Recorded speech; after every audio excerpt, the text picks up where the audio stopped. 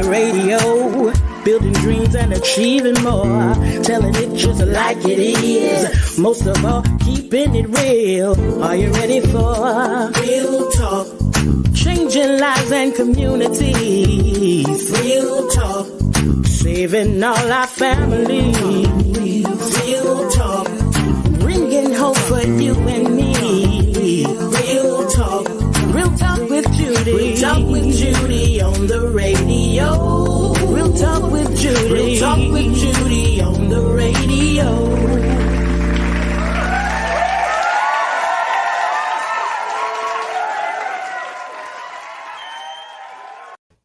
Well, good morning and welcome to the Real Talk with Judy live radio show. I am Dr. Judy, your Real Talk host. I want to thank you for being with me today, Tuesday, October the 19th, 2021, right here on Hallelujah 95.3 FM. We're also on a Facebook Live, Instagram, and YouTube at Real Talk with Judy Live Radio. So I want to thank you all so very much for tuning in. But I want you to go ahead right now, take a few seconds on Facebook, Instagram, and YouTube, and give us some hearts, invite, and share. Go ahead and tag your friends now. Listen, especially the women. So go ahead and tag right now. If you are on the radio or at your desk or wherever you are, contact your friends and call them, text them, email them, and let them know that the Real Talk with Judy Dream Building Show, they're talking about real issue with real people, real conversation, and useful information. The show which is empowering, inspiring, igniting you to see your dream from the end and helping you find your why and building on your faith, keeping it real with Dr. Judy. Is on the air right now for 1 full hour, and they do not want to miss it. So if you would, go ahead, hurry up before we get into the meat of the show and get them on. Hello to my mom, Mother Dr. Irma Hunter Wesley there in Fort Lauderdale. Mom is so glad to have you on again. And to my awesome and amazing husband, Superintendent Gerald Mandrell, Senior Pastor of Life Changers Church of God in Christ. He's the reason I get to do what I do. And to my amazing team led by our marketing director, Mrs. Priscilla John Lewis, who helps me deliver an award-winning show every Tuesday. I want to thank you so very much. And to you, the greatest audience ever. Thank you for tuning in to the Real Talk with Judy show again and on every Tuesday. Thank you so very much for tuning in. To all of the business investing sponsors of the show, thank you for tuning in. Thank you for investing. Thank you for helping us take this show once again to another level. Their names are being scrolled across the bottom of the screen. And so please patronize them. And you too can become a investing partner. Go to my website, www.realtalkwithjudy.com. and see how you can become an investing partner of the Real Talk with Judy show. Again, I want to thank you for being on Facebook, the radio, YouTube, Instagram. Thank you all so very much for being on. Before I bring on my guests, go ahead, tag people. Listen, especially women. Get the women on the show, because today we want to explain to you our world, everywhere. Women, it's our time. So before I do that, last Sunday, October the 17th, my husband and I celebrated 40 years of marriage. Whoa, 40 years of marriage we did. And guess what? We were in Jamaica. But we want to thank God so very much. And now we are beginning chapter 41. I want to say happy birthday to my very special friend and sister for over 30 years, Pastor Dr. Tawanda Davis. Happy birthday to you. And also to my son and brother, the Douglas Waddell. Want to say happy birthday to you as well. Well, today our discussion is going to be women, it's our time. Women, it's our time. And my guest is a person I greatly admire.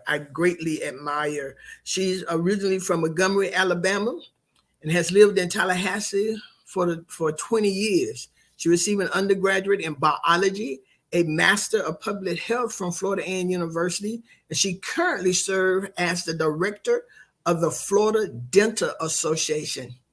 The Florida Dental Association. And she has always been interested in dental health, and she developed a passion for oral health care issues when she was selected to participate in the inaugural class of the Florida Gubernatorial Fellows Program in 2004. And she was assigned to work in the office of the secretary at the Florida Department of Health, and she served on the state oral health improvement plan for disadvantaged person work group, and helped to develop strategies for the achievement of statewide comprehensive oral care.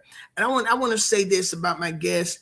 I have on here because she's a woman of wisdom, a woman of compassion. She loves people, and she has accomplished so much. I've just watched her in so many situations. She's a leader extraordinary for women. She's raising a wonderful family with her husband, our former Mayor Andrew Gillum, and they have 3 wonderful children. But yeah, I'm going to bring her on because I want her to have time to really talk to us today and to give us some answers and to give us just some strategic plans and tips about us as women. It's our time. I bring to you my guest, the one and only, my friend, a woman I greatly admire, the one and only Mrs. R.J. Gillum. Hi, Pastor Judy. How you doing there? Oh, I am well. How are you? I'm doing wonderful. I'm so glad to have you on with me today. I'm honored to be back. I just want to say happy anniversary to you and Pastor Gerald. That is a blessing to reach 40 years of partnership and marriage. And I hope you all had a fantastic time celebrating. I can tell you have a fantastic time every day with each other, but it's a milestone that deserves to be recognized. So it really is. And you know what, RJ, you know how people often say, some people say we're not going to make it, but and sometimes people really didn't say that, but sometimes people really did say that, right? And so we had people to tell us that we would last 3 months. Oh, wow. Yes. Then they went to 6 months. And then they said, oh, well, they'll probably make it a year. And there were some of the people we went to church with too, right? But to see that God, and it's only God who has blessed, it was God and our decision to stay together for 40 years. And we love each other. We really do. We laugh and have fun. And, you know, people see us and they're like, and even in Jamaica, they're like, y'all married 40 years? Oh, I'm right, man. So yes, it is a pleasure. It is a pleasure. And I can tell you work with the dental thing. Your teeth are so pretty. Thank you so much. I tell you, a funny story. One of the reasons I majored in biology at FAMU is because I grew up my whole life wanting to be a dentist. And 2 things. I ended up volunteering chairside with a dentist and thought to myself, ooh, I don't know about this. And I also I had a lot of fun when I was in college. So I needed to kind of come back and get a grad degree before I prepared myself for dental school. But you know, you make plans and then God shows you what the real plans are. So I've always enjoyed all aspects of, you know, oral health and either making people smile or making a healthy smile. So I have to tell you now that it's kind of like having a dream job. My mom's a health educator. So me going the public health route and then kind of marrying that passion for public health with oral health and dental health and what I do now. You gave me a promotion, and I have to say this because my boss might be watching, but I'm the director of our foundation, not the overall Florida Dental Association, just the foundation. So I absolutely love what I do because I get to raise money and then find ways to put those funds to work all throughout the state for people who are, you know, truly disadvantaged, who are disabled, medically needy, a lot of people who really need important dental care, not just for cosmetic reasons, but for their health. So Mhm. I'm really blessed to be able to do that. So And that is awesome. I like what you said. You said you're gonna, what you said, make them smile, yes. Yeah, or it's because important. I like to make people smile, but then, yeah, some people, if you ever come to any of our events, because we actually do a really large free dental clinic every year. It's called Florida Mission of Mercy. And I'm really excited because it moves around the state. I work for a statewide organization, and it's actually in Tallahassee this upcoming year. So in March, it'll be March 11th and 12th, 2022. I had to think about what year it was, for 2 days. It's first come, first serve. You'll get far more information about it when we're closer. But we have dentists from all over the state, hygienists, assistants, all kind of other volunteers who are there for 2 days, and we provide free dental care. So, to see some people and hear their stories, and, some people are talking to you like this and yes, smiling like this because they don't want you to see their teeth, or they're holding their mouth because they're in pain. So, I like to, whether it's cracking a joke or giving a compliment, make people smile, but also now I get to do it through my job in a real healthy way too. So and that is awesome. And I know you said all your life you wanted to be a I dentist. did, I How did. did that happen? I don't know. I think I actually can't even remember ever wanting to be anything else. But I say it all the time, Pastor Judy. I think that representation matters. I think it's so important for children, no matter who they are, or even us as adults, to be able to see things reflected. And when I was a little girl, my pediatrician and my dentist was a married couple. They were both Black. And, they shared office. Half was the pediatrician side and half was the dental office. And to see this very successful Black couple, they raised 3 daughters, and to just, admire them. And I always love going to the dentist. I will ask for a mirror so I can see what they're doing and, want to know what's going on, and always love to brush my teeth. So I think that had a lot to do with it, just knowing that it was possible, and seeing it and thinking, well, this would be a cool thing to do. And I kind of changed my mind as I got older. But I really believe that it was just being young and seeing somebody that looked like me being my dentist, and thinking, I kind of equated that to success, not just success, but also they probably love what they do. You get to come to work every day and love what you do, and love helping people and helping children learn to love their teeth. So And that's one of the things. I mean, I do see you like that, RJ. Is that you really love people? You love smiling. You love I laughter. do. I do. And I've seen you in so many different arenas, and that's, to me, that's one of your strong personality, because you genuinely care. I It's do. not fake. I've seen you with people, and I've seen you with women, and how you really help to push us forward. Yeah. And I really think that's one of your pluses. I mean, and it's genuine. Thank you. Thank you. I think I could say the same for you, Pastor Judy, but I think, and you probably can relate to this, it's so much strife and trouble in this world. Mhm. I just don't know. I think the way God built me, and the way my parents raised me, and the way I saw people that I admired, I want to be able to go to bed every night and feel good about what I've done that day. How have I contributed to, even if I don't have it in me to give to, the community in general. Mhm. Have I touched a friend? Have I touched, my spouse? Have I touched my children? It's all about just helping other people feel good, because I think that we got enough bad in this world that it's just not worth it to kind of add to that and pile on. It's helpful for us to lift each other up. So And that's real talk. So to the audience, I hope you get it. This world have enough evil and hatred and strife in it. yeah, So let's be people who add smile to people. yeah, Let's be people who just make our neighbor, our friend, anyone, just help them feel better. So RJ, as we get into our discussion today, I brought you on because, as I stated, I do admire you as a woman who, number one, you how you supported your husband when he was married, you was with us. You were right there with us. It wasn't Yeah. like he was by himself, but you were right there with us. And then your children and how you just moving and I see you as a woman who just keep rising in different levels. So when you hear, I tell you our discussion is going to be women. It's our time. Yes. So when you hear that, what comes to your mind? Oh, I think so many things. I think that, especially for me and my close girlfriends and people I went to school with that are my age, we're kind of stepping into this time for us. I'm in my early 40s where we're finally hearing the kind of things that our moms told us. Oh, you just wait. When you turn 40, it's going to get better. And now I'm hearing everybody, when you turn 50, it's even better. And when you turn 60, it's even better.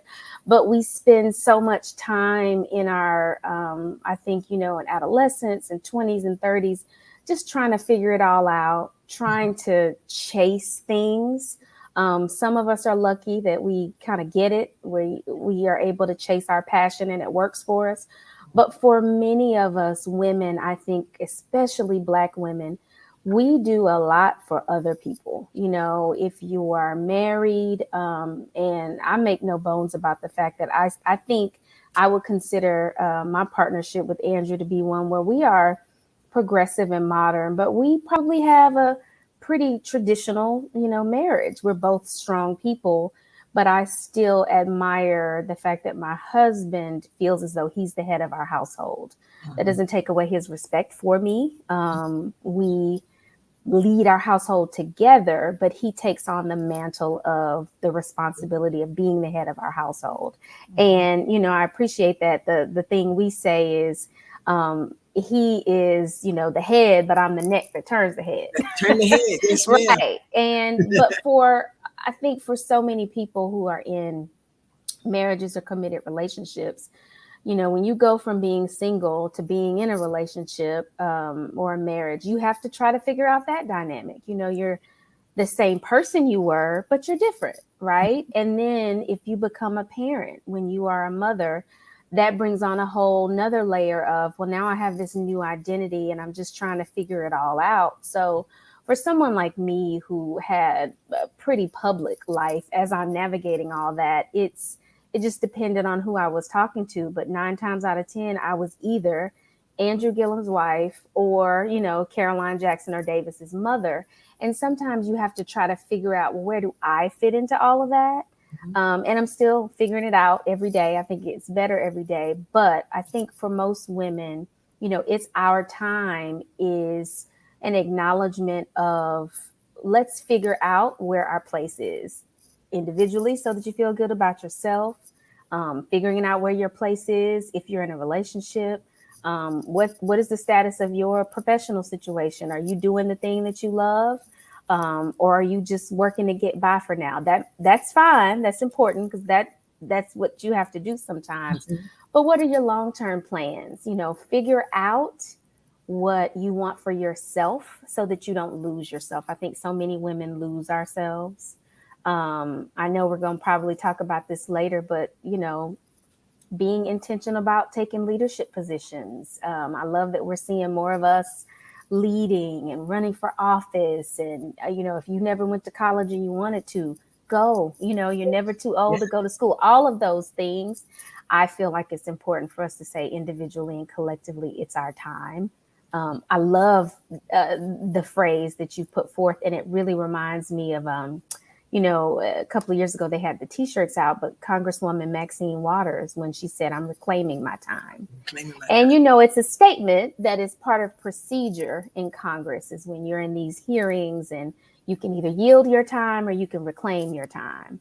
And I even bought a T-shirt where it said, I'm reclaiming my time, because I think it's just an important reminder is that if you want to give it, that's fine. Give your time, but make sure you know how to reclaim your time too when that time comes. So, yeah, I think that's very important too, because you're hitting on some good stuff. And I think, RJ, that one of the things that you just said is that it is okay to figure out who you are, because sometimes we as women, especially, you stated, we lose ourselves. Right. And we lose ourselves in our family. We lose ourselves in our job. We lose ourselves in expectation or what other people think we should be.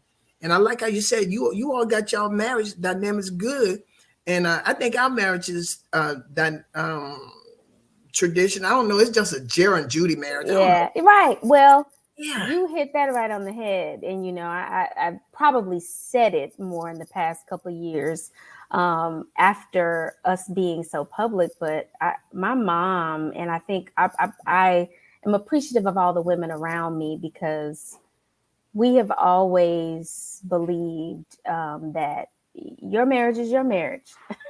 It's nobody in it but you, right? and yeah, and you don't have to explain it to anybody, and you don't have to try to make it look like anybody else's. You can, of course, want to model the things that you admire and have a network of people who you're like mentors to you. I love, your group of your married girlfriends and people you had.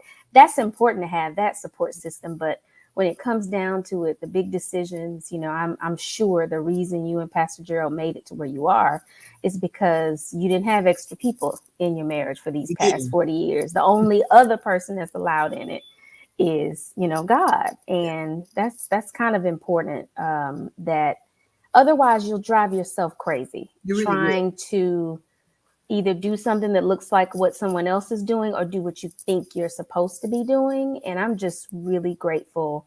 I got lucky and was blessed with a partner that we both truly believe that we're the only two in our marriage. And what's on the outside, we'd be lying if we said we didn't care.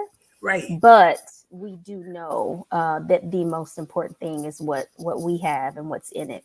And it's not for everybody else to understand. Exactly. And that, I guess that's why we get to rise like we rise, because one of the things that I believe, and I was talking with my mom after my show last Tuesday, and I said, one of the things, because my sister made a comment that the Wesley girls are strong women. Yeah, She said and we have a lot of strong women on here, but you don't take away or minimize the fact that your husband exactly. is the head of the house, but it Right. takes a strong woman to help that man not feel any less than the man that he is, Yeah. especially our black men. Yeah. And so that's important. So even as we're rising, even as it is our time, we're going places that we haven't been, RJ. Yeah. We're sitting in seats that we have not sat in. Right. And Abram, what's her name? Stacey Abram. Yes. I got to Yes. get her on here. So, Yeah. oh man, I love that lady. Yeah. I just admire her tenacity and stuff, right? But at the same time, we're sitting at tables in all arenas, just like you said, politics, government, education, law Right. enforcement, business, religion. We got women, so many women bishops and women Yes. pastors, and that wasn't allowed a long time. But my question I want to ask you, in your opinion, and another reason why I'm admiring you is because you've been places that I hadn't been. You done been all the way up to the top, and you have seen things that we have not seen. You have heard things that we have not heard, and you still carry yourself gracefully, Mm. in sitting in different seats and being in with other. I mean, you just been high up the ladder, Yeah. and there's nothing wrong with that. In your opinion, have Black women really been accepted as a world-class leader Mm. at the table? That's a tricky question. I think in some ways, yes, and in some ways, no. And I think it's so complex as we try to figure that out. You just mentioned I've been a lot of places and I've seen a lot of things, but I feel as though it is in my DNA and I understand every word and every syllable of, knowing that God has blessed me with those opportunities, not just for me to keep them to myself, right? Mm-hmm. Because to whom much is given, much is required. Mm-hmm. And that even brings it back to the slogan when Andrew was running for governor was "Bring it home." He was raised the same way I was. Some people don't really know the background of the slogan, but he came to that by telling the story about how his grandmother told them, "Everything you get it's for the benefit of others, right? It's not just your family. It's this sense of community. It's little boys and little girls that are watching you to see what you do. Next week, FAMU celebrates homecoming. Mm-hmm. And last week, a friend of ours, Will Packer, released a video where there's a massive fundraising campaign going on for FAMU. And I absolutely loved it. I had to send him a note because he is just one. There's many people at FAMU, but he is one who, as he has ascended in his career and become this, huge television producer, somebody who's recognized in Hollywood, someone who big name actors want to work with, he doesn't forget where he came from. And you see that. It's not, if you've known him before, if you follow him on social media, his family is most important to him, his daughters and his wife. And I admire the way he co-parents with his ex-wife. Wow. There are countless stories of young people who've come out of FAMU, some of whom just moved to LA, didn't have a plan and were homeless and reached out to him. He's one of those kind of people that always reaches his hand back and wants to bring people along. And, I teased him. I said, I can't wait till I get rich so I can get something named after me at FAMU. But, the thought is that to him, I owe so many people for where I am. I didn't get here by myself, right? Mm-hmm. Mm-hmm. So women, I think it's inherent in us to believe and feel that way, that we didn't get somewhere by ourselves. So when we see these Black women become the CEO of Walgreens and AARP and all these other places, I'm so proud to see them very publicly, share their journeys, share their platforms, especially if they went to HBCUs, they tend to go back to campus. They tend to give back because I think they all understand and recognize that a lot is required of them. This success wasn't just handed to them for them to be the only one that becomes successful. So it's hard because there's not a lot of us. There's not a lot of Black women out there doing it. I feel like in general, when we look at the statistics, we're at the bottom of the totem pole on a lot. But we have to fight, scrap, hustle, do whatever we have to do to get to those places. If you have an interest in running for office, there's programs out there to help you. Go take a public speaking class because you're like, I know I have the brains, but I'm scared to talk to people. Go take a public speaking class and get your plan together so that in 2 years or 4 years, you will be ready to run for office, right? Mm-hmm. Go get active in some local boards and organizations so that when it comes time for people to get picked and selected to be on these boards and to represent at various conferences, you're being considered. And I think that so many of us as Black women, we are spending time taking care of everybody else. And while we're taking care of them, they're able to ascend. But we're still taking care of them. We're still on the foundation level, helping everybody else. But it's time for us we can still help them, right? Mm-hmm. But we need to do what we need to do to keep rising.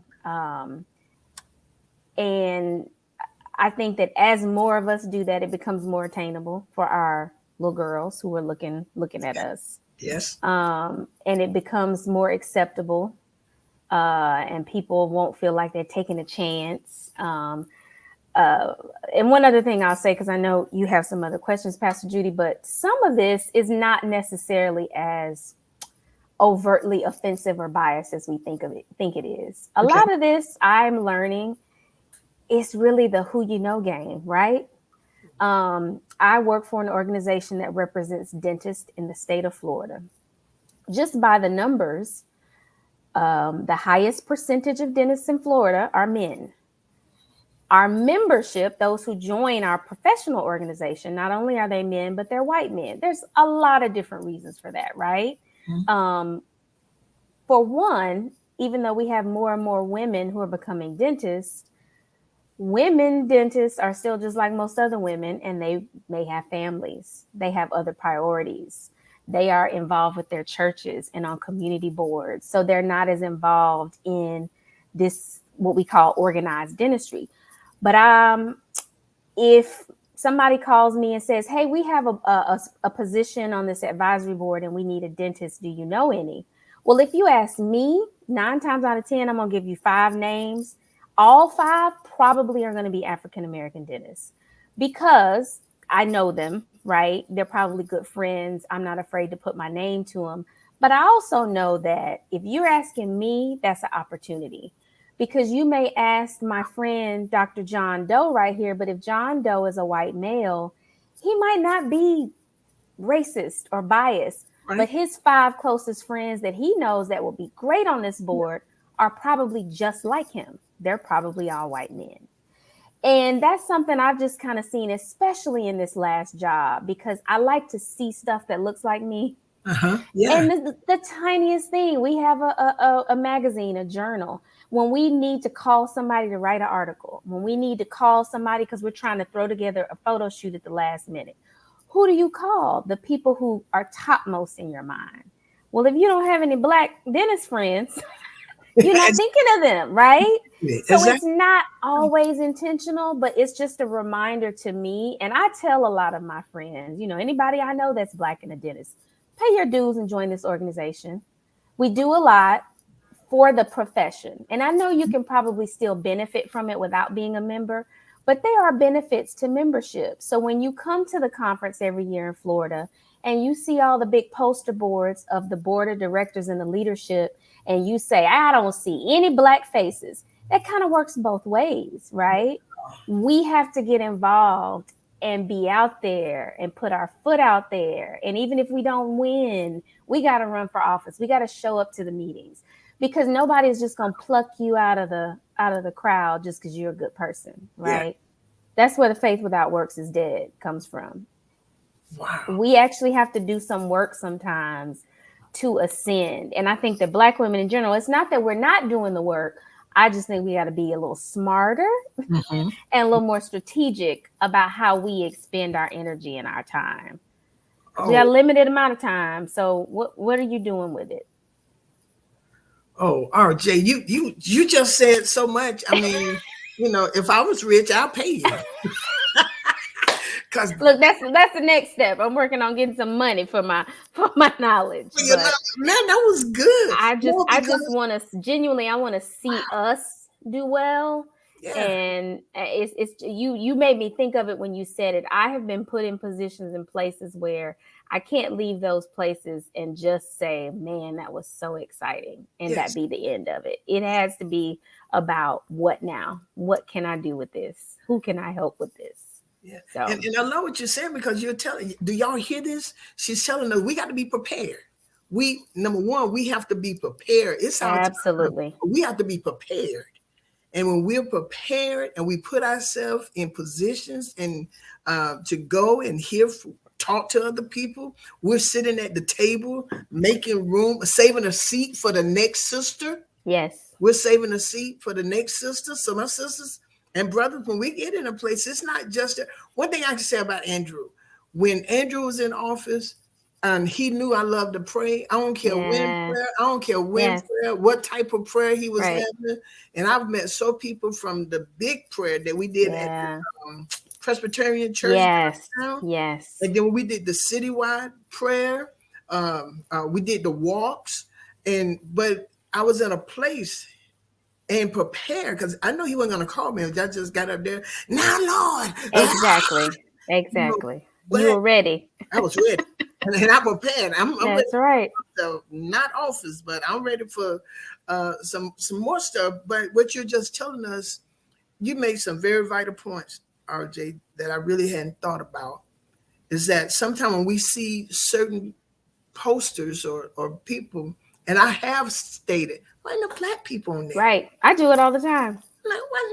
But if we haven't prepared ourselves or position ourselves in a place where our name can be heard, or our face can be seen, or someone who's in place can recommend us, because a lot of the time, like you said, it was a predominantly white female organization. Yeah. It may not be biased or prejudiced or anything. It's just that when they think about it, they're going to think about their friends. Yeah. It's like there's a little accountability there, it's the accountability of making sure, like you said, you're ready, but then there's also the holding others accountable. When you don't see the faces, ask the questions. Say, how do I get involved in this? Or did you all even realize this is not diverse? And then I'll take it a step further. Wow. Once you do get in the position, there's also, I believe, a level of accountability. You need to not forget how few of you there are there and how you actually may be the only one. And sometimes that's a lot of pressure for people. And we keep using the example of running for office. I just think that's a good example because nobody is saying, say, for instance, you run for city commission and you win. No one is saying you are not representing the entire city, because you do. On the city commission, you represent the entire city. But if you are, the lone Black woman or the lone Black man, you always have to try to remember that sometimes other people, intentionally or not, are not thinking about your constituents. And when I say your constituents, I'm not talking about the city. I'm talking about, your true interests, your neighbors, the probably the groups of people that helped you get elected. Yes. So it's tough because we got a lot of responsibility and a lot of work.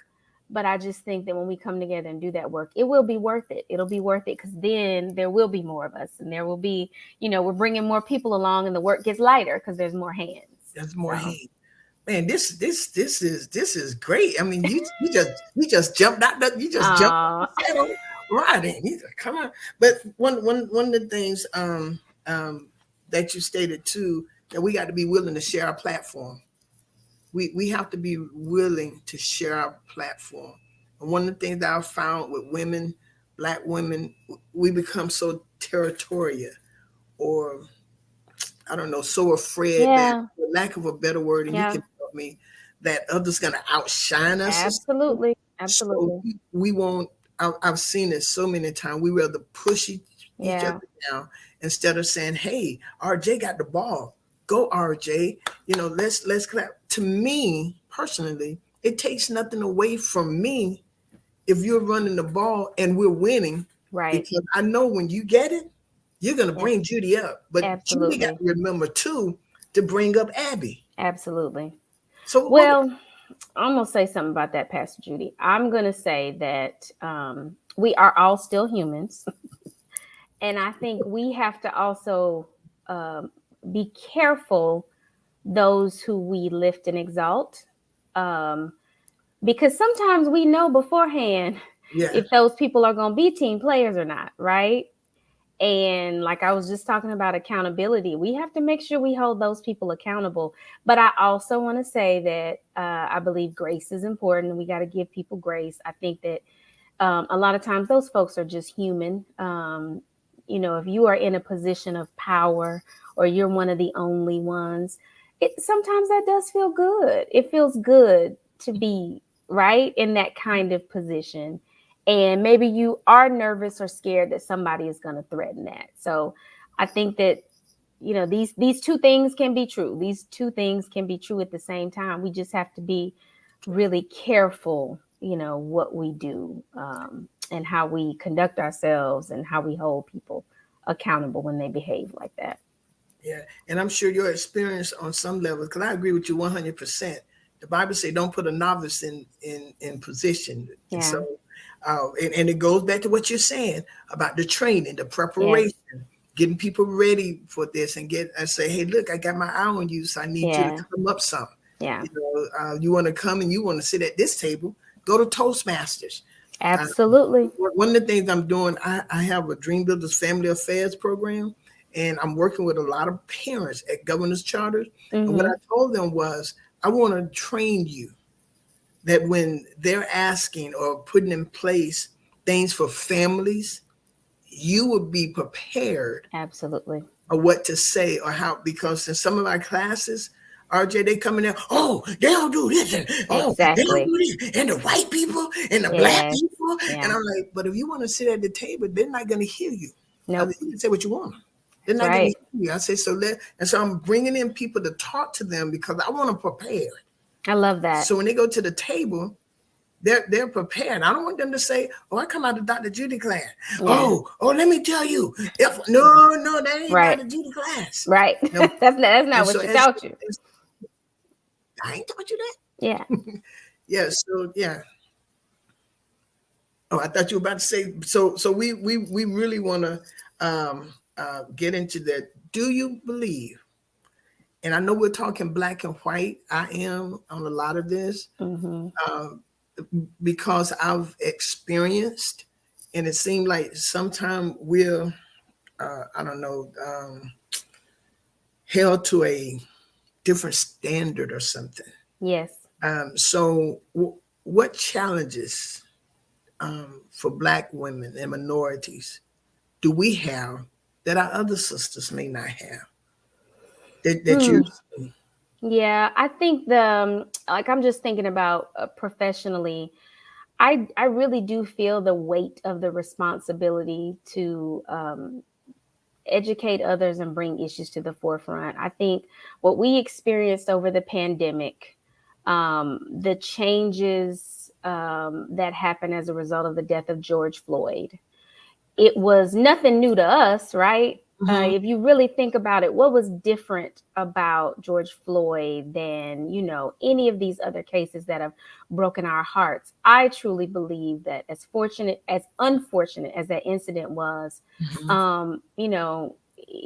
that thing had a purpose, right?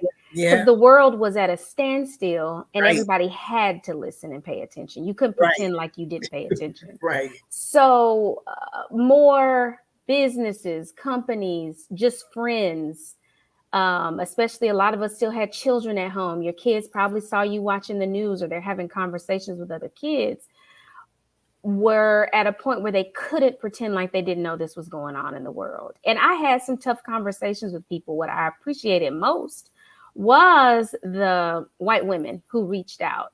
And I know that some of us get so upset. I saw a lot going around social media. It's not my job to educate you. It's already hard enough being Black and going through this. Go do your own research.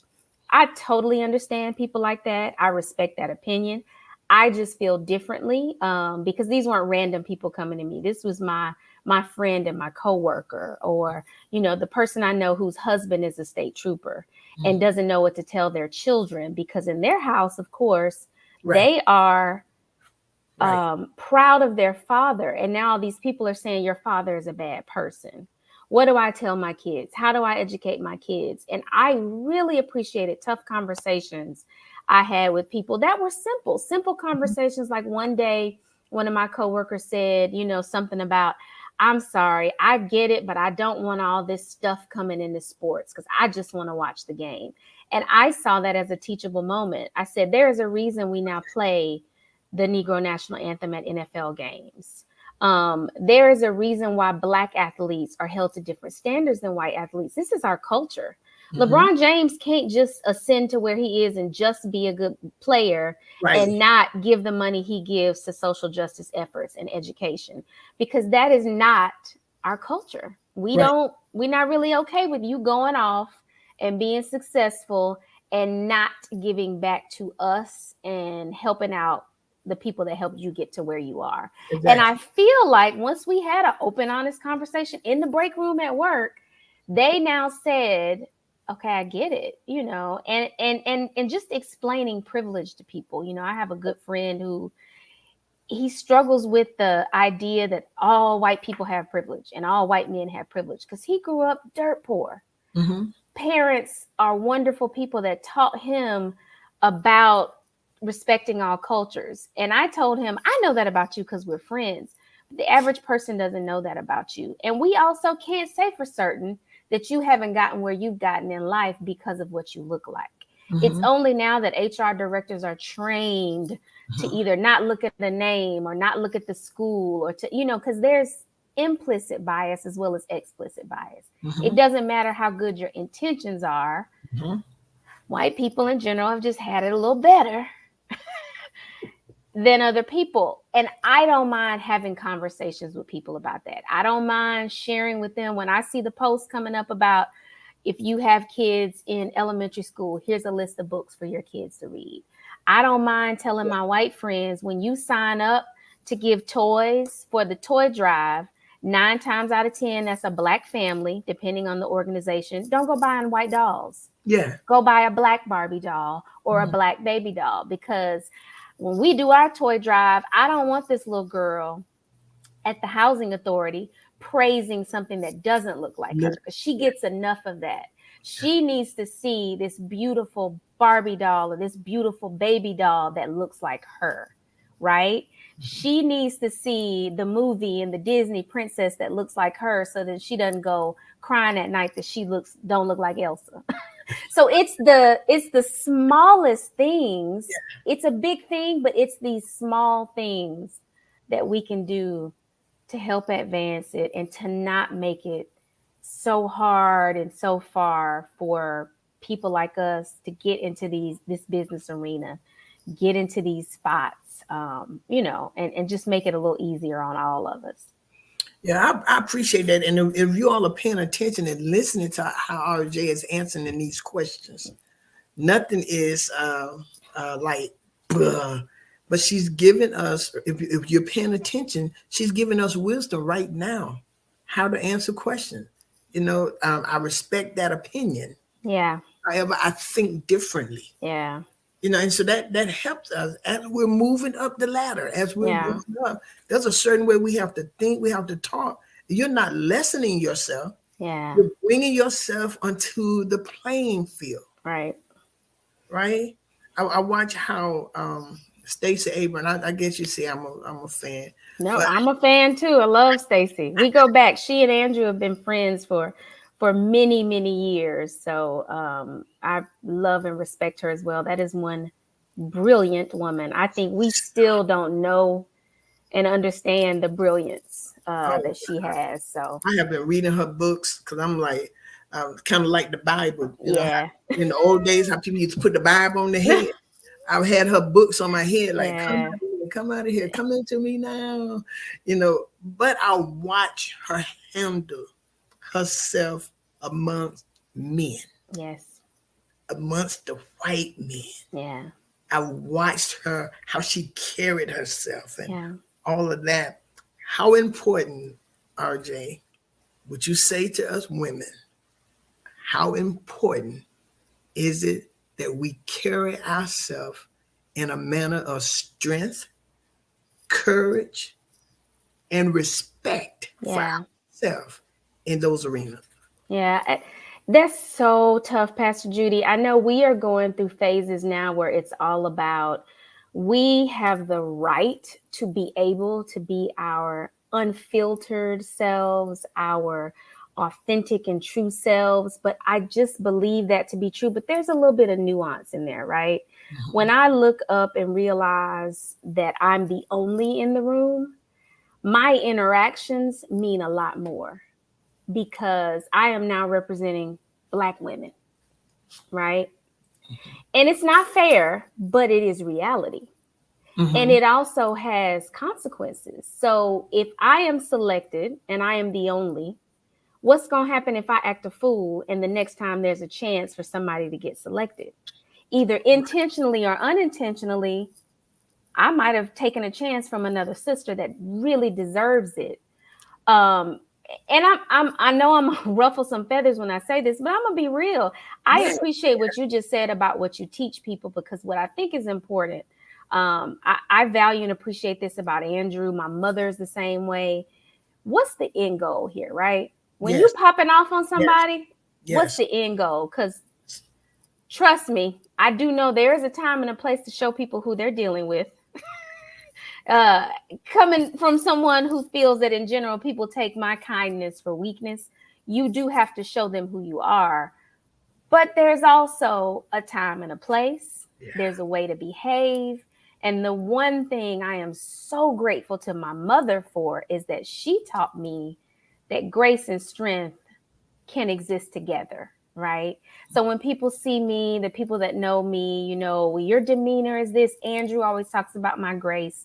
There have been times where I even talked to God and said, God, I just wish you didn't give me so much of it. Because I want to be like everybody else. I want to be irresponsible and pop off and yell and act a fool, because sometimes you think that's what's effective. But one thing I know for sure is that I can go somewhere, and you're going to have to excuse me for saying this, Pastor Judy, and I hope none of your listeners get offended, but I can cuss somebody out without using curse words, right? Yes. I can do that without being profane and using explicit language. Yes. And when I do it, they're not expecting it, right? And I am conducting myself in a way that I feel like when I go places and when I have conversations with people, they're listening. Because that's just the way I have conducted myself. So I can still get the point across. I can still get the message across. I'm just doing it in a different way. I'm also not saying that everybody has to do it that way, because if that's not authentically you, you don't need to do it. But it's like you just said, you can't go in the meeting or on the phone or doing whatever it is you're doing, acting a fool or being loud or being ignorant, as my grandma used to call it, because you may have a very important message and your message is lost. No one is listening to you now, and they may not ever listen to you, because if you come back, you can't erase how you behaved before. So it's not just you. I feel like I've been in enough positions where I've been the only, and I understand sometimes why I'm picked too, to be the only. I'm picked because they think I'm the safe one, right? So what I have to do with that is be strategic, and I have to carry the message along for all my brothers and sisters, or whoever it is, my more passionate people. I still have to carry the water for them as well, because I've been blessed with the opportunity to have a voice or have a seat at the table. So they may not see me coming, but I have something to say, and I am going to be smart about it because I know they're listening.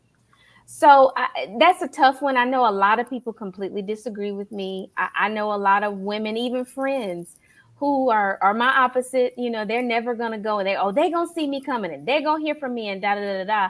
I just feel and believe that you have to know what's the long game here and know the consequences of that. If that's how you can behave and you are still effective and you still are able to sleep at night, then that's good. I just know that doesn't work for me. So, you know, that's why I say when you ask that question, it's a loaded question. And I think it's true for all women. You know, if we go in a place acting and behaving the way some men behave, we get called a word that I can't say on here, right? And if a man does it, he's strong and aggressive. That's right. But if we do it, we're angry and we are, you know, or they will be assertive, we will be aggressive. Yes. Assertive, it's not usually considered negatively. Aggressive is. Aggressive is. And unfortunately, we're still dealing with that over time. More and more of us will get to a place where hopefully, you know, we won't have to deal with that. But you got to know that going in. You got to know what is the truth, but you also know what is the perceived truth. And you kind of have to govern yourself accordingly, you know, based on that. So. Wow, man, this is absolutely good. I'm thinking as you were talking, my mom used to tell us, my sisters and I, she said, carry yourself respectively, because a man can do some things and you can't. That's right. Said, you know, David was caught in adultery, but what is he known as? Exactly. After God on heart. That's right. One of us, Rahab was still known as a whore. Yes. All the good she did, saving them people. So, and she would tell us that. She said they can put on a suit, they're going to be Mr. You can put on a suit and you still going to be that old loose woman. Right. And that. And so, RJ, you have said some real good things to us today. And I know this audience, look at the question. I know they got a lot of questions. They got comments. They're so happy. You have blessed the people today. You have blessed me. You have said some powerful things, RJ. And I am so thankful that you have taken the time to talk to us. And I really wanted you on because you have said, and you sit at a different level than some of us. And some women like me, and God is bringing us up in different atmosphere, in different arenas. And we don't want to mess up. Yeah. And as you stated, we got to look at the end goal. We got to look at who's coming behind us. Yeah. Behind us. My supervisor of women, she told me, she said, Evangelist McDrell, I got to watch the way I walk, because I can lead you into quicksand because you're coming behind me. She said, I don't want you to sink. That's right. Today, RJ, you have given us so many pointers to help us not sink. Yeah. Women, because it's our time, but we can't go sinking. We got little girls and stuff coming behind us. They're watching us. Take a minute and say something. Close us out with some powerful word. You have blessed us. Thank you. Well, I want to say to you, I can't even remember when I first met you because it feels like I've known you forever. But I appreciate that you understand the responsibility of your platform, Pastor Judy. I appreciate what you're doing with your platform. I appreciate how active you are in our community. I think there's so many things that people don't even know you do, which that ought to blow their mind because we see what you are doing. I think that it is in your heart um, and Pastor Gerald's heart to just in general make the world a better place. And I'm so grateful to you. Thank you for thinking of me. It's my second time on the show, and I'm honored by the ask. When you and I saw each other in the park, a couple of years since we've seen each other in person, just your aura and your spirit is welcoming. The conversation we had, I think, after the last couple of years, highs and lows of what my family has been through, you have consistently been someone who has both spoken and unspoken, supported us, loved us, prayed for us, given us grace, and told other people to give us grace. And I know you know, but I wanted to say publicly how much of a difference that makes. Because we feel the support. We've needed it at times. And so it's just beautiful to have it. Having a daughter has probably changed me more than anything. I know my sons see me, but having a daughter and wanting to model for her and every other little girl that sees me and thinks highly enough of me to call me a role model just makes me move different. I'm lucky and blessed that a lot of this just comes naturally. I truly believe God has put it in my DNA to be the way I am. I am blessed to have, and I still have both my mom and my dad pour into me all the lessons and the blessings that they poured into their children. And so that responsibility lives on with me. And I just kind of, if I don't wake up in the morning, I want to know that I live my life with no regrets. Yes. And that I have made a difference, a positive difference for people. So thank you for what you're doing. That's all I can say. Thank you for what you're doing. And I continue to encourage everybody to take care of yourselves, women. That's my message to women. I know we have some gentlemen watching. Because if you've ever been on an airplane, in the beginning when they give you the instructions, they say you got to put the oxygen mask on yourself first. In case something happens and the mask fall down, put it on yourself first. And I think that is counterintuitive for women and Black women. Yeah. It doesn't make sense to us that we would help ourselves before we reach over to help somebody else, especially our children. And I'm not talking about your blood children. I'm saying children in general. But if you don't take care of yourself, you can't do all of these things. We can't reclaim our time. We can't take positions of power and leadership. So take care of yourself first. And in taking care of yourself, work your plan, figure out what you want for your life, what your purpose is, and just go do it. Because we have everything we need to do it. Yes. We just have to do it. Wow. Thank you so very much again. And one thing for sure, and I think everybody knows, you and Andrew, y'all are my friends. I love y'all so much. Right. I love you. I love y'all. I love y'all. I love you. And we love you too. We love you too. Do because you answer my texts and calls. That's right. But you're a good person and a good friend, and I'm just so grateful that you are on this earth, Pastor Judy. Oh, me too. You're gonna make me cry up in here. So, to the audience, thank you all so very much for tuning in to the Real Talk with Judy live show with RJ Gillum, and y'all see the wisdom that this young lady has, and we just look for her to be wherever she's gonna be. but we know that she's doing some great things, and you are a great role model. And you said so much to us today. So, ladies, we can't just do what we want, and men can't just do what we want. We got people watching us. There are people, and I want to say this, that I believe call everybody a role model. Somebody is watching and following you. That's right. And sometimes we will mess up, and it's okay, just as long as you tell them how to get back up. Absolutely. Show them how to get up. Show them how to get up. But thank you all so very much for tuning in. Next Tuesday, October the 26th, by popular demand, the wives that was on the 12th coming back. Oh, good. I've had over 50 people to ask me to bring them back. So I'm going to bring them back October the 26th. And we're going to do it all over again, okay? And do some things. So y'all come on back, spread the word. The flyer will be out shortly. I'm going to tell y'all about the retreat, but not now. I'm going to tell you about it because we got to get you registered before the 31st. You just got to register, pay a $50 deposit. Going to be absolutely fantastic. Join me in Bible study tonight with our son, Elder-elect Stephen Davis. Again, thank you, RJ, for being on. You have helped us women.